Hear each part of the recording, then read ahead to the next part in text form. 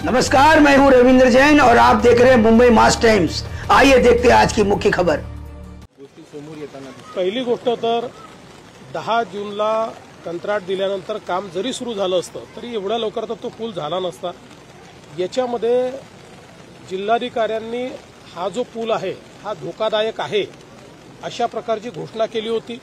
गावकऱ्यांनीही तिथे पाटी लावली होती की हा पूल धोकादायक आहे। दुर्दैवाने पर्यटक त्या ठिकाणी आले, काही प्रमाणात अनेक वेळा अशा गोष्टींकडे फार लक्ष आपण देत नाही, म्हणजे कोणाची चूक नाही आहे त्याच्यामध्ये, पण किंवा इतका तो कमकुवत झाला असेल असं कदाचित त्यांच्या लक्षात आलं नसेल, तर पर्यटक त्या ठिकाणी गेले। आता यातनं मला असं वाटतं की भविष्याकरता शिकण्यासारख्या गोष्टी आहेत, कारण मी ज्यावेळेस काल कलेक्टरांशी बोललो त्यावेळेस अशा वेगवेगळ्या प्रकारच्या पावसाळ्यात ज्या धोकादायक अशा जागा होतात पण जिथे पर्यटक जातात अशा 500 जागा आहेत त्यांनी मला सांगितलं की ज्याचं नोटिफिकेशन वेगवेगळ्या प्रकारे, म्हणजे सगळीकडे पूल आहे असं नाही, काही ठिकाणी पाणी वरपर्यंत येतं, काही ठिकाणी पाण्याचा जो बहाव आहे तो वेगवेगळ्या प्रकारे आहे, त्याचं नोटिफिकेशन काढलं जातं।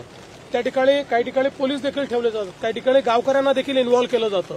पण हे अधिक सजगतेनं आपल्याला करावं लागेल, कारण हे महिन्या 2 महिन्यापुरता स्पॉट्स वल्नरेबल असतात, पण तिथल्या सौंदर्यामुळे लोक त्या ठिकाणी जात असतात, तर त्यांना कसं सुरक्षित ठेवता येईल हा प्रयत्न आपल्याला करावा लागेल। त्या दृष्टीने निश्चित मी जिल्हाधिकाऱ्यांनाही सांगितलेलं आहे की भविष्यामध्ये अशा घटना होऊ नये याकरता अधिक आपल्याला त्यात काय काळजी घेता येईल।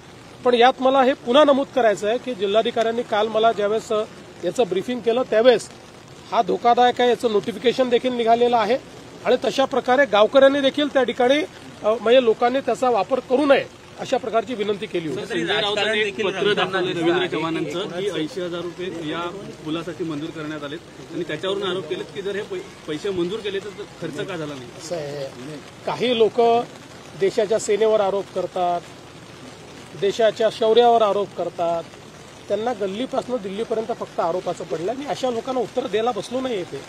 पीएसचा देखील अजून प्रश्न कुठेतरी सुटला नाहीये, मंत्र्यांना पीएस मिळाले, तुम्ही कशाला चिंता करता?